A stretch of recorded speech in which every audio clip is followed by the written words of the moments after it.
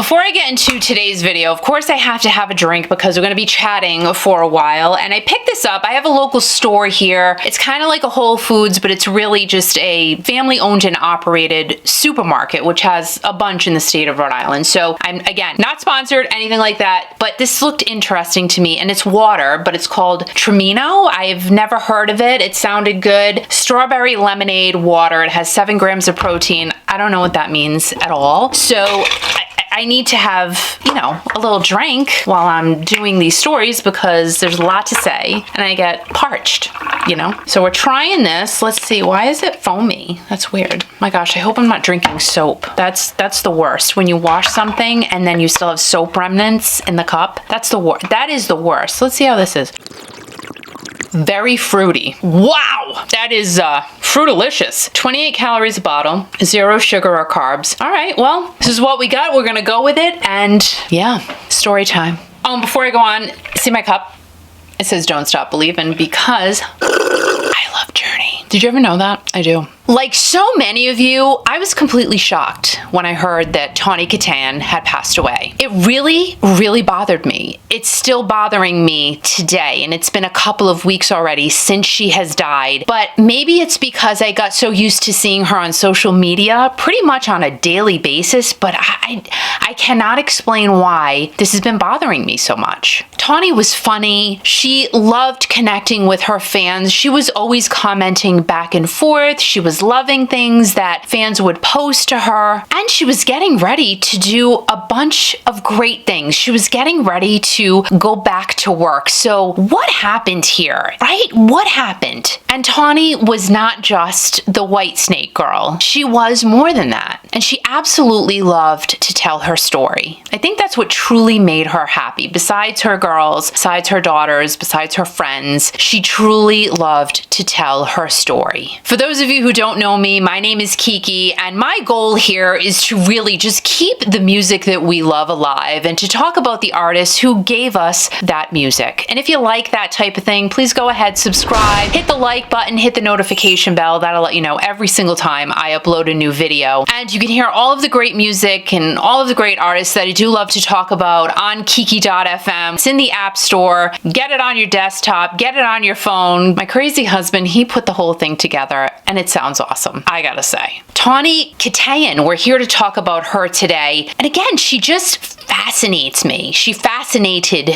me, how she would just hop on social media, whether she was just talking to all of us or she was doing something filtered and fun, or she was putting out a video on her YouTube channel, which she hadn't done in about a year before she passed. But she was always around doing something. And also, like I have said, I really have been bothered by her death because it seems so untimely. She was doing a ton of interviews. It just didn't seem as if she was near the end of her life, but we'll talk more about that near the end of the video. Tawny grew up not being known as Tawny, but she was Julie Eileen Kitaen. She grew up in California, lived in San Diego, Huntington Beach, and ultimately landed in Newport Beach. So it seemed like Tawny grew up and lived where she was supposed to be. Tawny said that when she was a teenager, she was a pure surfer girl, and that made her really happy. She lived in a great middle-class family. Her grandfather actually created the heads, the neon heads for Jack in the Box. Needless to say, her grandfather and grandmother were financially all set, and her dad actually helped to manage her grandfather's business. So she grew up rather comfortably, and she was very open about that. Another thing that Tawny was very open with was that her parents got divorced, and it was a surprise to her. It's as if it came out of nowhere. Tawny, her mother, and her siblings, they had to go on food stamps, which is kind of crazy because her grandparents were extremely well off. But her grandparents made it very, very clear to Tawny's mom and dad that they were on their own and they had to figure it out for them and their kids. This info about Tawny and her parents and her grandparents comes straight from her YouTube channel called Tawny's Take. And if you are as fascinated with Tawny Tawny as I am. I've watched every single one of her videos on that channel. Go ahead and subscribe. Hopefully some of the revenue that comes from Tawny's channel will help her daughters Winter and Rain. So yeah, check all of those out. You literally will sit there and just watch video after video after video because she's definitely got some great stories that she has told. In one of her videos, she also talks about how she got the name Tawny. It happened when she was 12 years old. She was literally in the schoolyard. She saw a couple of boys in the distance. One of them yelled out the name Tawny, and she loved that name so much, she just took it on as her own. And literally, she just went forward using the name Tawny. So, of course, everyone started calling her Tawny, except for her immediate family, who'd continued to call her Julie. They weren't buying the whole Tawny name. So they said, nope, we're just gonna keep calling you Julie. And when it was time for Tawny to get her license, she used the name Tawny. And back then, it wasn't really a big deal to pick a different name and use a different name like it is today. Imagine trying to do that today. Yeah, no. You would need pictures and affidavits and more pictures and more affidavits. You would need to have maybe a jury and a documentary made on why you are changing your name. So good thing it was really easy for her to do that then, because it just wouldn't happen like that today. When Tawny was older, she went off to LA to pursue a career in acting, but she started off modeling because hello, she was absolutely stunning. In 1976, she was on a TV show called To Tell the Truth. Do you remember that show? I remember I watched that show, that game show, To Tell the Truth. Crazy. And she was also in a Jack LaLanne commercial. My life is going in too many directions, personally, my career, and socially. So I looked in the mirror and I said, hey, Tawny, get it together before it falls apart. So I joined my neighborhood Jack LaLanne's. My mother and grandmother absolutely loved watching Jack LaLanne, and he was fascinating to me because I never really saw a man in a jumpsuit / unitard and ballet slippers. I was not exposed to that. But Jack LaLanne, guys, he knew what was up because he lived till he was 96 years old and he looked amazing. So Jack LaLanne, he rocked it. Tawny, of course, did all kinds of acting jobs after that, but her rise to video vixen fame came when she started dating Robin Crosby, the late Robin Crosby of R.I.P. They both started dating when they were in high school. Tawny ended up being on the cover of R.I.P.'s album Out of the Cellar, and then there was that iconic picture of Tawny's leg with live rats on it.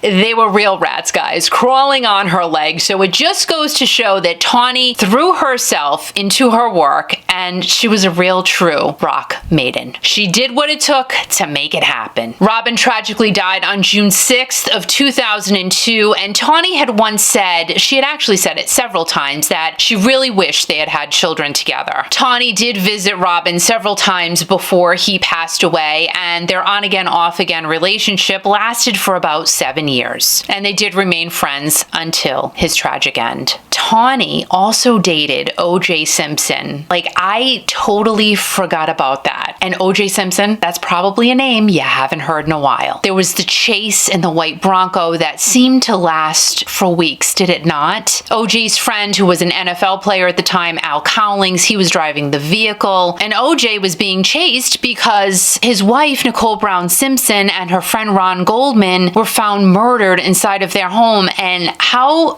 another event in history that shouldn't have happened, and another event in history that none of us who lived through that will ever forget. Such a horrific time, and our love and thoughts and prayers still to this day going out to Ron Goldman's family and Nicole Brown Simpson's family and all of their friends. Rewind a few years, and Tawny and OJ were openly dating while OJ was still married to Nicole. There are plenty of pictures out there of Tawny and OJ, so I don't think it was intended to really be a secret. It is said that Nicole knew of all of OJ's mistresses, and Tawny in turn knew that OJ was married. But within that window of Tawny dating OJ, it is said that it was between the years of 1989 and 1991. Tawny married David Coverdale of Whitesnake on February 17th of 1989, and they divorced in 91. So that whole time frame seems really strange to me. me. And I looked over and over and over again, and those are the dates I came up with. The famous video, the iconic video, David and Tawny, they were together at that point. Because did you see the video? Have you seen the video? This video really seems to be the top thing that Tawny is known for. She was a video vixen who was known for doing that famous split and that very famous cartwheel across 2 Jaguars, and also pulling David Coverdale into the backseat of a car while he was driving. But he couldn't have been driving, because that would have been super dangerous, right? It was a video, it was pretend. He wasn't driving, no. Now, before Tawny and David were Tawny and David, Tawny dated Tommy Lee. Say that 20 times fast. You can't do it because it took me 5 takes to say that. Tawny is also out there saying many times that when she dated Tommy Lee, it was a very short window that they did date. There was a lot of cocaine and knives involved. I guess Tommy likes to throw knives at the wall. I don't know. That's per Tawny. And then Tawny ended up with David Coverdale, and Whitesnake did a show where Motley Crue opened for them. That had to be awkward. It just kind of had to be. Can't imagine. Tawny's there with David, Tommy's there with Heather. Wowza. Tawny has said that she also dated Van Halen's manager at the time, Peter Angelus. And she's also talked about how David Lee Roth would make her carry his drugs in her purse. And I guess there's also a lot of other crazy things that happened with David Lee Roth, and Tawny was getting ready to reveal all of these things and more in a book that she was getting ready to release. But we'll talk about that in just a little bit. Other men that Tawny had dated included John Taylor of Duran Duran, and I did not know this, Tawny also dated Jody Fayed, who died in the tragic car crash alongside Lady Diana. Harvey Weinstein is also on the list of people that Tawny had been with, but she said that nothing disrespectful ever happened between her and Harvey. Oof. Had to be crazy when she found out after what he did. Oh my gosh. We all know that Tawny was a beautiful woman, and it's not a surprise that she dated all of the highly powerful men that she had dated. Chuck and Tawny were married from 1997 through 2002, and a lot went on during that marriage. Tawny was accused of abusing her husband, Chuck, but as Tawny has said many times, Chuck is 6'8", 240 pounds, and the judge knew once it got to court that it was obvious that didn't happen. Also, Tawny said that if she had treated him the way that she was said to have treated him, she wouldn't be living the lifestyle she was living, because Chuck allowed her to live that lifestyle. From their marriage, they had 2 beautiful daughters, Winter and Rain, so at least something good and blessed came out of a very tumultuous story. In the year that Tawny did do her YouTube channel, again, go and subscribe, she did talk a lot about how she wanted to date again and how she wanted to find love. And as we get to the end of Tawny's life and her last videos, she did talk about how Sammy Hagar could not hold a candle to David Lee Roth. Sammy joined Van Halen in '85, but remember that Tawny dated Van Halen's road manager, so she saw Van Halen with David Lee Roth in the lead, and she saw Van Halen with Sammy Hagar in the lead. In that last video that Tawny talks about Sammy and David, she does reveal that she was working on a book that was going to talk a lot about what happened in Van Halen. A lot of behind the scenes stories that it sounded like none of us had ever heard of before. And she would, of course, go into the men that she had dated, the marriages that she was in. And just recently, and surprisingly, there was an article in The Sun, take this for what it's worth. Her ghostwriter came out and said that if her book were to be released, there would be people that would want to see her dead, which is so crazy. If that's true, we don't even know if that's true. Tawny has been so open about her past relationships, things she has done. She's talked a lot about that in all of her interviews. And I think that's what made her so likable and so relatable, and why she was, her popularity was growing again, because she was just always connecting with all of us and connecting us with things that she has done with people that we all know. Now, before we head into the final story stories and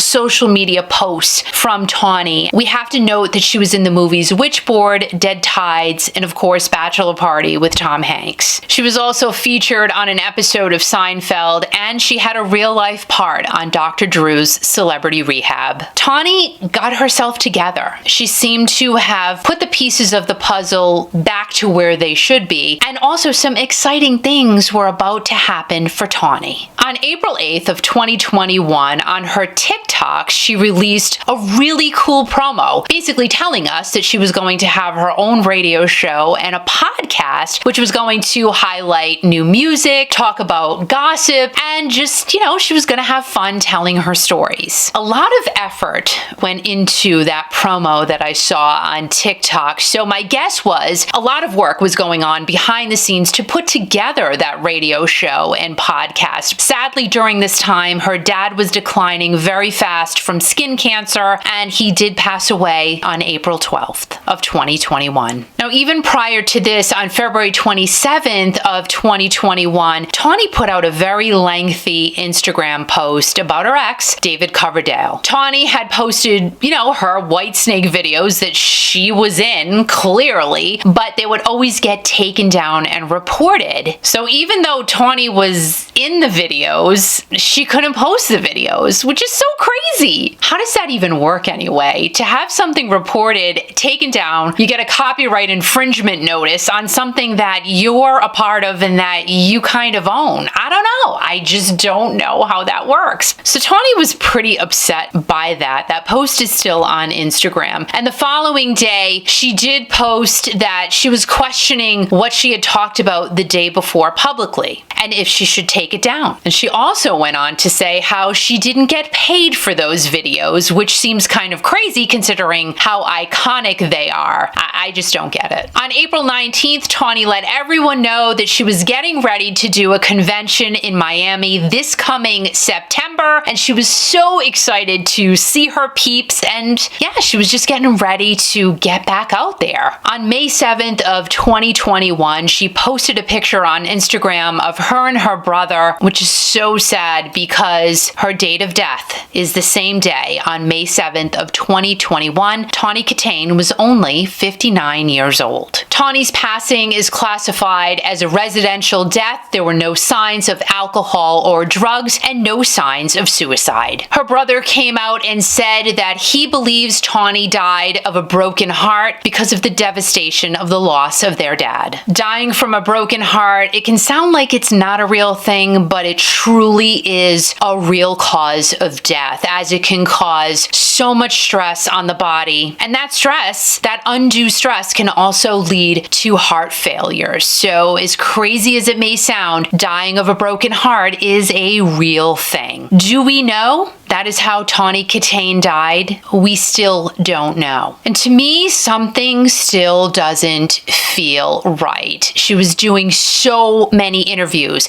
She was connecting with her fans, and she was working on big things. All things looked up for Tawny Kitaen. My heart goes out to Tawny's daughters, Winter and Rain, her family, and her friends as well. And as I have said throughout this video, I never got a chance to talk to Tawny, but for some reason, it's hard to explain. I've just been so bothered by her passing. And I really hope that her family and friends get resolution from Tawny's death, if they don't have it already. Go ahead and subscribe to Tawny's channel. Watch what she had to say. Very, very interesting stuff. Thanks for hanging out, just sitting back and chatting about the late and great Tawny Kitaen. What are your favorite memories of Tawny? Let us know in the comments down below. Remember, guys, to always be free, be kind to everyone, and most importantly, keep the music alive and keep rocking.